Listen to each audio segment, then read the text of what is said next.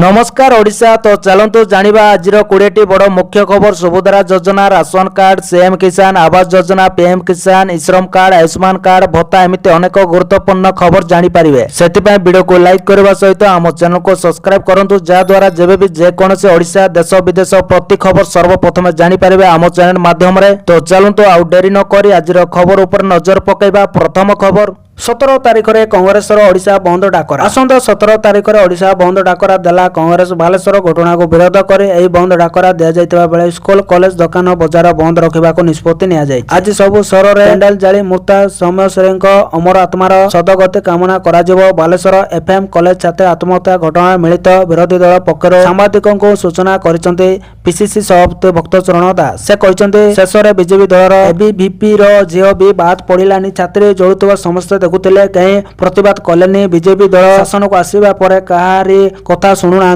खबर मिली। परवर्ती खबर रूस रे भारतीयों सुवर्ण सुजोग 2025 शेष सुधा 10 लाख लोकों मिल निजुक्ति। रूस रे चलुवा यूक्रेन युद्ध हेतु श्रमिकों तीव्र अभाव देखा अभाव को पूरण करने रूस सरकार 2025 शेष सुधा भारत प्राय 10 लाख श्रमिकों को निजुक्ति देवार योजना कर खबर मिली। परवर्ती खबर कृषि ओडिशा को श्रेष्ठ राज्य पुरस्कार लोकसभा भवन मुख्यमंत्री को प्रदर्शन कले उपमुख्यमंत्री। कृषि श्रेष्ठ राज्य पुरस्कार सम्मानित होता ओडिशा। कृषि ओडिशा को मिलता श्रेष्ठ राज्य पुरस्कार मिलता। आज पुरस्कार को मुख्यमंत्री को देखा उपमुख्यमंत्री। लोकसभा भवन ठारे उपमुख्यमंत्री कनक मदन सिंहदेव कृषि ओडिशा को मिलता श्रेष्ठ राज्य पुरस्कार को मुख्यमंत्री मोहन चरण माझी को प्रदर्शन करते। ओडिशा गौरवर पुरस्कार को देखि खुशी होइछन्ति मुख्यमंत्री मोहन चरण माझी बोले खबर मिली। परवर्ती खबर चाषी आसिला बड़ खुशी खबर। एक दिन आसो पीएम किसान 20तम किस्ती टंका। चाषी खुशी खबर आसंता 20 तारिख किस्ती टंका पठाइबे सरकार। केंद्र सरकार चाषी यही खबर घोषणा करने को जाउछन्ति। तबे जुलाई तृतीय सप्ताह रे पीएम किसान योजनार 20तम किस्ती मोदी सरकार जारी करि पारंते बोली विश्वास करा जाउते। सरकार 2025 फेब्रुआरी 24 रे एई योजना अधीन रे 2000 टंकार 19तम किस्ती जारी करथिले बोली खबर मिली। परवर्ती खबर बढ़िला ओमफेड क्षीर दाम 52 टंका रु 54 टंका रे पहुंचिला क्षीर लिटर। लागू होला नुआ दर बढ़िला ओमफेड क्षीरर दाम। ओमफेड क्षीर लिटर प्रति दाम वृद्धि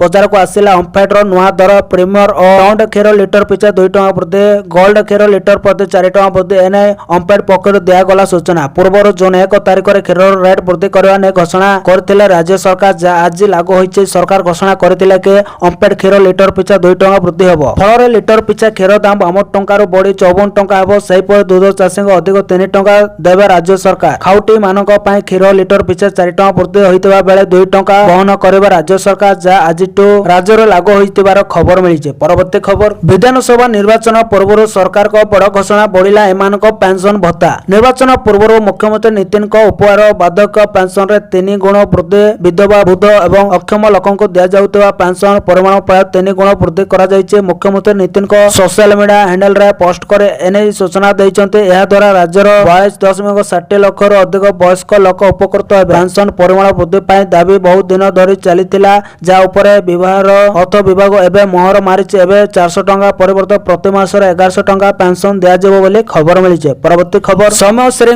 परिवार को 20 लाख सहायता घोषणा। मृत्यु सौम्यश्री परिवार को 20 लाख सहायता घोषणा। 20 लाख सहायता घोषणा कले मुख्यमंत्री मोहन चरण माझी। सहायता घोषणा नहीं सूचना देले सांसद प्रताप षडंगे। सौम्यश्री पलासिया गाँव में शेषकृत्य संपन्न पर यह सूचना देते सांसद प्रताप षडंगे। सांसद प्रताप षडंगे सौम्यश्री शेष श्रद्धांजलि जणाइबा सह अंतिम संस्कार समय उपस्थित रही खबर मिली। परवर्ती खबर 24 घंटे अवपात परिणत ओडिशा को रेड अलर्ट जारी। बंगोपसागर में सृष्टि है स्पष्ट चिन्हित लघुचाप। लघुचाप अधिक घनीभूत हो स्पष्ट चिन्हित लघुचाप परिणत हम।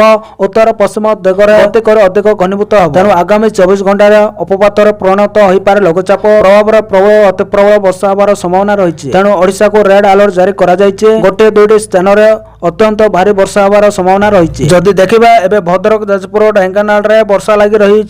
खाली सेतिक नुहे बालेश्वर अनुगुल एवं केन्दुझर रे मध्य वर्षा जारी रही बोली खबर मिली। परवर्ती खबर राखी पूर्णिमा रे मिलिबो सुभद्रा टंकार तृतीय किस्ती। राखी पूर्णिमा रे मिलिबो सुभद्रा योजनार तृतीय किस्ती टंका। अगस्त 9 तारिख रे मिलिबो सुभद्रा टंका। सुभद्रा सोसाइटी रो चतुर्थ परिचालना परिषद बैठक रे एने दिया जाइतबा प्रस्ताव गृहीत होइतबा सूचना। जेउतर अगस्त 9 ତାରିଖରେ ତୃତୀୟ କିସ୍ତି ପ୍ରଦାନ ପ୍ରସ୍ତାବକୁ ଅନୁମୋଦନ କରାଯାଇଛି ବୋଲି ଖବର ମିଳିଛି। ପରବର୍ତ୍ତୀ ଖବର, ମୁଖ୍ୟମନ୍ତ୍ରୀଙ୍କ ବଡ଼ ଘୋଷଣା, ବରିଷ୍ଠ ନାଗରିକଙ୍କୁ ପ୍ରତି ମାସରେ ମିଳିବ 3,000 ଟଙ୍କା। ରାଜ୍ୟ ସରକାରଙ୍କ ବଡ଼ ଘୋଷଣା, ବରିଷ୍ଠ ନାଗରିକଙ୍କ ପାଇଁ ମାସିକ ଆର୍ଥିକ ସହାୟତା ବୃଦ୍ଧି କରିବାକୁ ଘୋଷଣା କରିଛନ୍ତି ରାଜ୍ୟ ସରକାର। ଏହା ଅଧୀନରେ 60ରୁ 69 ବର୍ଷ ବୟସର ଲୋକଙ୍କ ପାଇଁ ସହାୟତା ରାଶି 2,000 ଟଙ୍କାରୁ 2,500 ଟଙ୍କା ବୃଦ୍ଧି କରାଯାଇଛି, ଯେତେବେଳେ 17 ବର୍ଷରୁ ଅଧିକ ବୟସର ଲୋକଙ୍କୁ ପ୍ରତି ମାସରେ 3,000 ଟଙ୍କା ମିଳିବ। ଦିଲ୍ଲୀ ବଜେଟ୍ ଉପସ୍ଥାପନ କରିବା ସମୟରେ ମୁଖ୍ୟମନ୍ତ୍ରୀ ରେଖା ଗୁପ୍ତା କହିଥିଲେ ଯେ ସରକାର ବରିଷ୍ଠ ନାଗରିକଙ୍କ ପାଇଁ ଆର୍ଥିକ ସହାୟତା ଯୋଜନାକୁ ସୁଦୃଢ଼ କରିବା ପାଇଁ ପ୍ରତିବଦ୍ଧ।